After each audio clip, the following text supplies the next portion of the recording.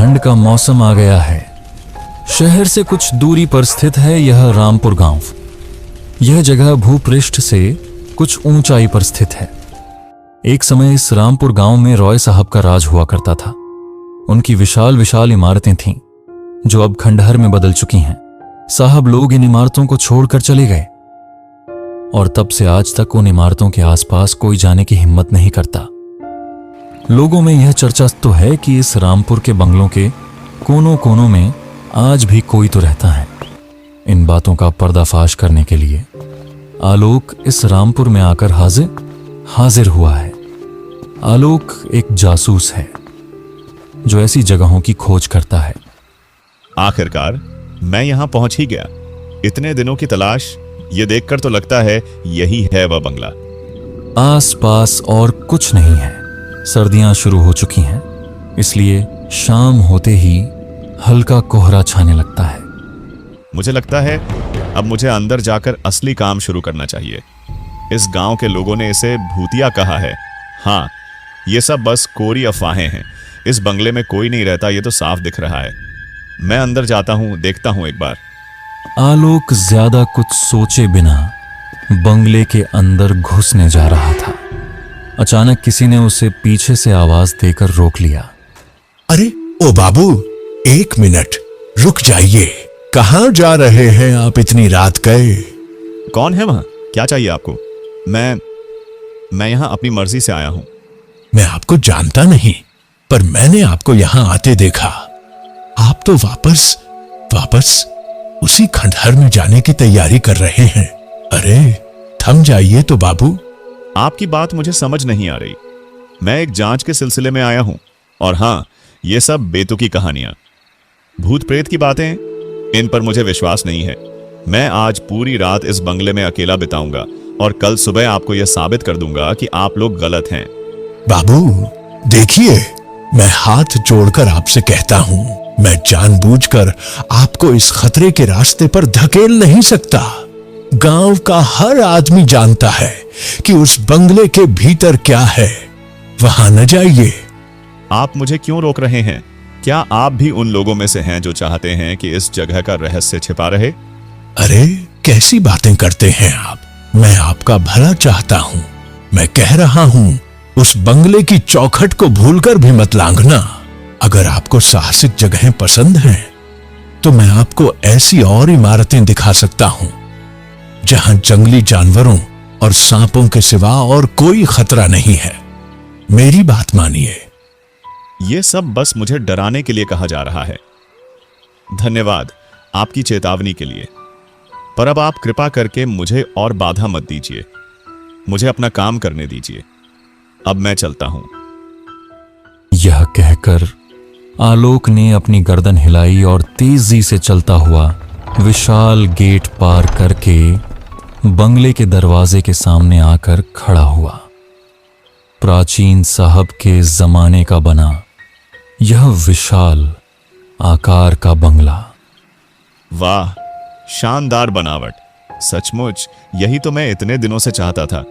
इस पुरानी वास्तुकला में भी एक अजीब खूबसूरती है। बंगले की कारीगरी देख रहा था। अचानक किसी ने फिर से पीछे से आकर उसे आवाज दी। फिर कौन? मैंने कहा यहां कोई नहीं है। क्या है? आलोक चौंक कर पीछे मुड़ा। एक बुजुर्ग आदमी खड़ा था, जिसकी उम्र कम से कम 50 के आसपास होगी। वह वही बूढ़ा व्यक्ति नहीं था जो पहले मिला था। यह एक अलग व्यक्ति था, जिसकी आंखें अजीब सी थीं और चेहरे पर एक पुरानी मुस्कान तैर रही थी। उसके मैले कुचैले कपड़ों से एक सड़ी हुई गंध आ रही थी। मैं हर उस शख्स का इंतजार करता हूं जो इस बंगले की दहलीज पार करने की हिम्मत दिखाता है। तुम कौन हो? नमस्ते, मेरा नाम आलोक है। मैं एक शोधकर्ता हूं। मैं परित्यक्त इमारतों के बारे में जानकारी जुटा रहा हूं। क्या आप इस बागले के मालिक हैं? मालिक? हाँ, मैं हूं। मेरा नाम बाबूलाल है। मैं इसी घर का हूं। मेरे बाप दादा को लेकर लगभग 7-8 पीढ़ियां इसी जमीन पर रही हैं। मैं उसी रॉय साहब के वंश का बेटा हूं। अब तो बस देखभाल करता हूं और यहीं रहता हूं। अब यही मेरी दुनिया है। पर गांव वालों ने तो कहा कि यह बंगला खाली है और यहां कोई नहीं रहता। उफ, उन जालिम गांव वालों की बात और मत पूछो बेटा। उन्हें हमारी खुशहाली कभी पसंद नहीं आई। उन्होंने ही इस जगह को भूतिया कहकर बदनाम किया है ताकि मैं इसे छोड़कर भाग जाऊं। पर मैं 1 इंच भी यह जगह नहीं छोड़ूंगा। इस जगह पर मेरा हक है। हो सकता है गांव वाले सच में इनसे दुश्मनी रखते हो और यह आदमी रॉय परिवार का आखिरी सदस्य हो। मेरी जांच के लिए यह सही आदमी है।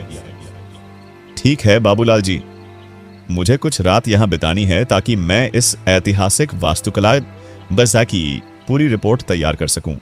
हाँ, अंदर आओ। तुम्हें वह सब कुछ मिलेगा जो तुम चाहते हो। बाहर ठंड है और मैं तुम्हें अकेला नहीं छोड़ सकता। बाबूलाल ने हाथ के इशारे से आलोक को अंदर आने के लिए कहा। वे बड़ी ड्योढ़ी पार करके एक बड़े अंधेरे कमरे में पहुंचे। बाबूलाल जी, ये कमरा, इसकी हालत बहुत खराब है। यहां रोशनी भी बहुत कम है। जरा इन पर नजर डालो बेटा। ये मेरे पुरखों की तस्वीरें हैं। मेरे परदादा, उनके दादा, इन्हीं की रूह आज भी इस बंगले के हर कोने में जिंदा है। यह जगह महज खंडहर नहीं, इतिहास है। आलोक ने तुरंत अपने बैग से कैमरा, ट्राइपॉड और अन्य जांच के उपकरण निकाले। उसने उन्हें कमरे के अलग अलग कोनों में सेट किया ताकि रात की हर हलचल को कैद किया जा सके। मैं सारी रात यहां रुककर पैरानॉर्मल एक्टिविटी को रिकॉर्ड करूंगा। मैं अब आराम करूंगा। आप चाहें तो जा सकते हैं। जाना? मैं कहीं नहीं जा रहा बेटा। मैं तो यहीं रहूंगा। मैं तुम्हारी देखभाल करूंगा। धन्यवाद बाबूलाल जी, पर मेरी फिक्र मत कीजिए। मैं बहुत थक गया हूं। आलोक जमीन पर बिछे आसन पर बैठ गया। वह पूरी तरह से थक चुका था। सर्द मौसम, बंगले का अंधेरा और बाबूलाल की अजीब बातें, इन सब ने मिलकर उसे नींद की गहरी चादर में लपेट दिया। रिकॉर्डिंग शुरू थी और आलोक सो गया। सुबह हुई। आलोक की आंखें खुलीं। कमरे में बेहद ठंडी हवा थी। उसने चारों ओर देखा। उसके सामने जहां बाबूलाल बैठे थे वह जगह पूरी तरह से खाली थी। बाबूलाल गायब थे। बाबूलाल कहां गए? मैंने उन्हें यहीं देखा था। शायद सुबह जल्दी टहलने निकल गए होंगे। आलोक तुरंत अपने कैमरे और रिकॉर्डिंग डिवाइस की तरफ बढ़ा। उसने जैसे ही रिकॉर्ड बटन दबाया, उसे पता चला कि सारी डिवाइसेस बंद थीं। बैटरी पूरी तरह से खत्म हो चुकी थी। यह क्या मजाक है? सारी बैटरियां एक साथ कैसे खत्म हो सकती हैं? मैंने कल रात सब फुल चार्ज किया था। उसके मन में अब एक अजीब सा डर बैठ गया था। आलोक ने बाबूलाल को ढूंढने के लिए पूरे बंगले में घूमना शुरू कर दिया। बाबूलाल, बाबूलाल, कहां हैं आप? मेरी डिवाइसेस बंद क्यों हैं?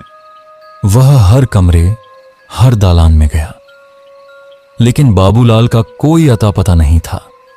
वह पूरी तरह से गायब हो चुके थे, जैसे कभी थे ही नहीं। तभी बांग्ले के सबसे अंधेरे कोने में स्थित एक बंद लोहे के दरवाजे वाले कमरे से उसे कुछ चबाने की अजीब गीली आवाज सुनाई दी। ये कैसी आवाज है? कोई जानवर है क्या? सांस रोककर, हिम्मत जुटाकर आलोक ने धीरे से उस लोहे के दरवाजे को धक्का दिया। दरवाजा चर्र की आवाज के साथ खुला। अंदर का दृश्य देखकर आलोक के दिमाग ने काम करना बंद कर दिया। कमरे के अंदर एक विशालकाय, भयानक आकृति बैठी थी। उसकी चमड़ी जगह जगह से फटी हुई थी, बाल बिखरे हुए थे और उसके दांत किसी जानवर की तरह नुकीले थे। वह मानव राक्षस जैसा दिख रहा था और जमीन पर बिखरे कच्चे मांस को जल्दी जल्दी खा रहा था। हे भगवान, ये क्या चीज है? वह खौफनाक राक्षस नुमा आकृति, जो पूरी तरह से खून से लथपथ थी, मुड़ी और आलोक की ओर घूर कर देखा। उसकी आंखें पीले रंग की थीं और आग की तरह जल रही थीं। तुम क्यों आए? आलोक ने एक पल भी नहीं सोचा।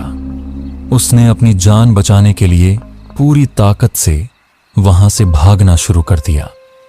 बांग्ले के डरावने गलियारों को पार करते हुए वह गेट से बाहर निकला और रामपुर गांव की तरफ दौड़ता चला गया। दौड़ते दौड़ते हांफते हुए आलोक गांव के बाहरी छोर पर स्थित एक छोटी खुली चाय की दुकान पर पहुंचा।